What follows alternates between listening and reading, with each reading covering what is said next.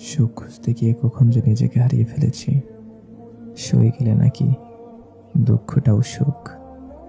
আমি তো চেয়েছিলাম শুধু একটা নরম শিমুল তোলার জীবন। বসন্তের নরম বাতাসে উঠতে চেয়েছিলাম প্রজাপতির ডানায়। ফাগুনের কাঁচা হলুদ রোদে শুনতে চেয়েছিলাম এক শুভ্র কাকতারুয়ার বেঁচে থাকার গান। তবে আপনার ইচ্ছাই চূড়ান্ত।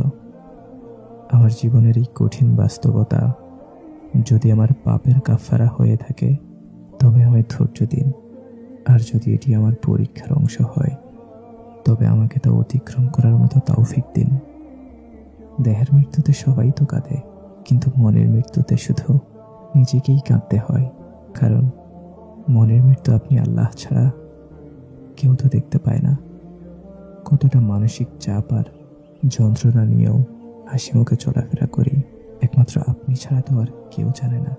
তাই আমার সব আক্ষেপ, অভিযোগ শুধু আপনার কাছেই জমা রইল। যেখানে ঢেউ থামে না, সেখানেই স্বপ্ন কেন থেমে যায়? যে যার মতন চলে যায়, মেঘ যায়, রোদ যায়, কিন্তু আমার কোথাও যাওয়া হয় না। আমি শুধুই বিষণ্ণতায় পড়ে রই। জীবন যেন এক অমীমাংসিত প্রশ্নের মতো।